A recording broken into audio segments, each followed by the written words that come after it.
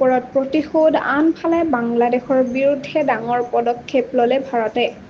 নমস্কাৰ, অসম নিউজ এক্সপ্ৰেছলৈ আপোনালোকক স্বাগতম জনাইছোঁ। আজিৰ মুখ্য খবৰ ভাৰতৰ দুটা কঠোৰ সিদ্ধান্ত।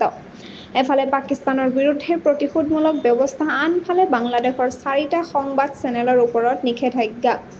পাকিস্তানৰ সৈতে উত্তেজনা বাঢ়ি থকা সময়তে ভাৰতৰ বিৰুদ্ধে অপপ্ৰচাৰ চলোৱাৰ অভিযোগত বাংলাদেশৰ 4টা TV channel Jamuna TV, Ekattor TV, Banglavision আৰু মোহনা টিভি ইউটিউবত ব্লক কৰা হৈছে। এই চেনেলবোৰে যুদ্ধৰ সময়ত ভাৰতৰ বিৰুদ্ধে ভুৱা বাতৰি প্ৰচাৰ কৰিছিল বুলি অভিযোগ উঠিছে। ভাৰতীয় চৰকাৰে ইউটিউবক তদন্ত কৰিবলৈ নিৰ্দেশ দিয়াৰ পাছতেই এই ব্যৱস্থা গ্ৰহণ কৰা হয়। ইতিমধ্যে ইউটিউবে তদন্ত আৰম্ভ কৰিছে আৰু চেনেলবোৰলৈ জাননী পঠিওৱা হৈছে। সঠিক উত্তৰ নেপালে বাংলাদেশৰ পৰা এই চেনেলসমূহে আঁতৰোৱা হ'ব। এই ঘটনা বাংলাদেশত চাঞ্চল্যৰ সৃষ্টি কৰিছে। উল্লেখযোগ্য যে এই পদক্ষেপ লোৱাৰ আগতেই ভাৰতে ইতিমধ্যে 16টা পাকিস্তানী চেনেল ইউটিউবত বন্ধ কৰিছিল। ইপিনে বাংলাদেশৰ 34টা সংবাদ সংস্থাৰ ওপৰতো তদন্ত চলি আছে বুলি সংবাদ মাধ্যমৰ প্ৰতিবেদনত উল্লেখ আছে।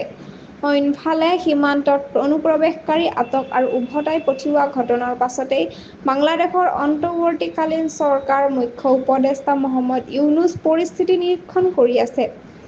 লগতে সীমান্তত সামৰিক সুৰক্ষা বঢ়োৱা হৈছে আৰু হিন্দু সম্প্ৰদায়ৰ ওপৰত কোনো আক্ৰমণ নহয় তাৰ বাবে চৰকাৰে নিৰ্দেশ জাৰি কৰিছে। সাম্প্ৰতিক ঘটনাৱলীয়ে বাংলাদেশ-ভাৰত সম্পৰ্কৰ ওপৰত নতুন প্ৰভাৱ পেলাবনে? তাক লৈ এতিয়া সকলোৰে চকু এই ভাৰত আৰু বাংলাদেশৰ ওপৰত।